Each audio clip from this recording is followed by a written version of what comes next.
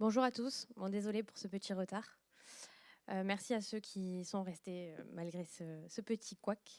Donc, je suis Sarah, Channel Manager dans l'entreprise Proactive, qui est une entreprise éditrice de logiciels dans la cybersécurité. Alors, aujourd'hui, je vais commencer par remettre dans le contexte la cybersécurité. Donc, on a des chiffres que l'on ne présente plus, que l'on connaît tous, et des chiffres qui vont continuer de croître dans les années à venir. On a également une pénurie mondiale d'experts cyber. Donc, peu de gens savent qu'aujourd'hui, c'est très compliqué de recruter, sauf les personnes qui sont en difficulté. Et c'est dans ce contexte-là, du coup, que les entreprises essayent de se prémunir contre les cyberattaques et plus globalement, contre la perte des données. Alors, pour se prémunir, on a des solutions qui sont préventives, type firewall, proxy, anti-phishing, etc. Et on a des solutions qui sont curatives, donc la sauvegarde, les plans de reprise d'activité, les PCA, etc. Moi, je vais me concentrer aujourd'hui sur les audits, qui est une solution préventive, puisque Proactive a mis en place une solution d'audit automatisée. Pourquoi ? Je vais me recentrer, du coup, les audits de sécurité, de cybersécurité, sont des audits ponctuels. Donc, quand on fait appel à un prestat externe, on a des personnes qui viennent et qui font un état des lieux de notre parc informatique pendant 1 jour, 2 jours, 1 semaine, selon la taille de notre parc. Il en ressort un pavé de plusieurs centaines de pages selon la taille de notre parc. Ce pavé, il est vrai à un instant T, au moment où on l'a édité. Il est plus vrai le lendemain, il est plus vrai le surlendemain, etc., etc. Pourquoi ? Parce qu'on a plus de 60 vulnérabilités qui sortent par jour. Donc quand on fait un audit ponctuel, il est vrai à un instant T, il n'est plus vrai juste après. C'est l'inconvénient des audits ponctuels. Le deuxième inconvénient, c'est que ce sont des audits qui sont extrêmement coûteux. Donc, seules les grosses entreprises peuvent se le permettre et même les grosses entreprises le font 1 fois par an. 1 fois par an, ça ne suffit pas. C'est pour ça que Sherlock a été créé. Donc, notre cofondateur, qui est Benoît Malkrovitch, a été pentester pendant plus de 15 ans chez Juniper. Donc, il connaît très bien ces problématiques. Il s'est rendu compte de 2 choses que je vous ai citées juste avant. C'est le problème d'avoir des audits ponctuels, le problème d'un audit très coûteux. Pour ça, il a choisi de créer Sherlock, un auditeur automatisé qui resterait en permanence sur le réseau du client. Le but, c'est que ce soit plug and play et accessible à tous. Hop. Comment ça fonctionne ? Alors, Sherlock est version VM et version boîtier, selon l'envie du client. Une fois la VM installée ou le boîtier Sherlock mis en place, Sherlock va tout de suite aller scanner tout le réseau. Il va sniffer tous les appareils qui sont sur le réseau. Alors, on n'installe pas de cloud, on n'installe pas d'agent, et on n'a pas de cloud chez Proactive. Pourquoi ? Pour 2 raisons. La première étant de respecter notre promesse d'être plug and play. Donc, on évite trop de paramétrage, donc ce qui est vrai quand on installe des agents. Et au-delà de ça, on essaye d'apporter le maximum d'informations des équipements. Donc, on ne peut pas installer des agents partout. On ne peut pas installer des agents sur des photocopieurs. On ne peut pas installer d'agents sur des téléphones portables. Là où la promesse de Sherlock, c'est de vous apporter une visibilité complète de ce qu'il y a sur le réseau. Pour vous donner un exemple concret, on a positionné un Sherlock dans un collège et puis on a vu des Thermomix remonter. Voilà, donc on n'y pense pas souvent. Je vois des sourires, on n'y pense pas souvent, mais les Thermomix sont connectés au réseau et peuvent potentiellement avoir des failles. Donc on n'installe pas d'agent et on n'a pas de cloud, c'est une valeur chez Proactive. Une fois que Sherlock est installé, il va aller sniffer tout le réseau, il va faire des remontées d'informations. Vous allez avoir un inventaire complet de votre parc informatique. Cet inventaire prend plusieurs jours, voire plusieurs semaines selon la taille de votre parc, quand vous faites appel à un audit, un prestat externe.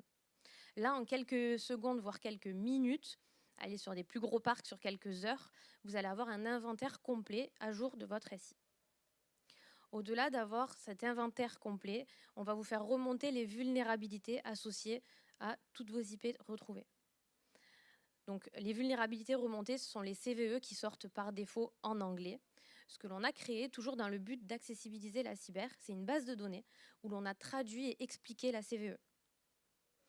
Au-delà de vous apporter une traduction et une explication de la CVE, elle n'est pas exploitable en l'état pour quelqu'un qui n'est pas expert cyber. Donc la troisième phase de travail de Sherlock, ça va être de vous faire remonter des correctifs. Des correctifs de manière simple et claire qui parlent à un admin de parc afin d'appliquer les correctifs. Au-delà de ça, vous allez pouvoir avoir des alertes en temps réel et générer des rapports.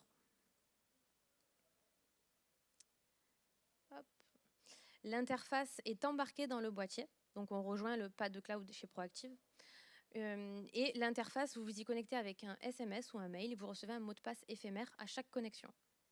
Une fois sur l'interface, vous allez pouvoir retrouver toutes les informations, donc l'inventaire complet, les vulnérabilités qui sont remontées et les correctifs à mettre en place. Cette interface est au plus simple possible pour être accessible à tout le monde, autant les petites entreprises que les grosses entreprises, autant les entreprises qui ont une BU cyber ou des personnes qui s'occupent de la gestion du SI, de la cybersécurité, et autant ça parle aussi à des grosses entreprises et des petites qui n'ont absolument personne qui s'occupe de l'informatique et de la cybersécurité en général.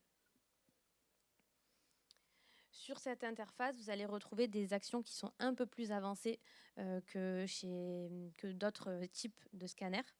Vous allez avoir la priorisation des remédiations. Ce que l'on a eu comme remontée, c'est Sherlock, c'est très facile, très simple, très intuitif. Par contre, les correctifs ont beau être simples et clairs, nous, on n'est pas dédié à la cyber. On est DSI, admin de parc, on n'a pas le temps toute l'année, tout le mois, toutes les semaines de travailler sur la cyber. Donc quand on a 5, 6, 8, 10 pages de correctifs à faire, elles ont beau être simples et claires, on ne sait pas par où commencer. On a entendu et on a priorisé les actions à faire en fonction de la disponibilité du client. Vous êtes un DSI, un admin de parc, vous avez une journée à accorder à la cyber, vous cliquez sur une journée, vous avez votre plan d'action sur cette journée-là. Vous avez 1 heure devant vous, vous voulez faire un petit peu de cyber, vous cliquez sur 1 heure, vous avez votre plan d'action sur cette heure-là. Également, vous pouvez générer 2 types de rapports qui sont orientés selon la personne à qui vous souhaitez transmettre le rapport. Donc, vous avez un rapport PDF qui, lui, est orienté direction d'entreprise. Donc, il est vraiment fait pour aller soit chercher de la ressource financière ou humaine auprès de la direction, soit rendre compte du travail qui est fait.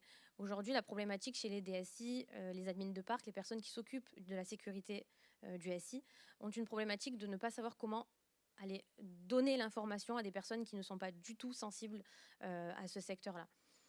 C'est des personnes qui sont plutôt tech, qui ne savent pas comment parler à des directions d'entreprise, et vice-versa, la direction d'entreprise n'entend pas et ne comprend pas ce que les techs ont à leur dire.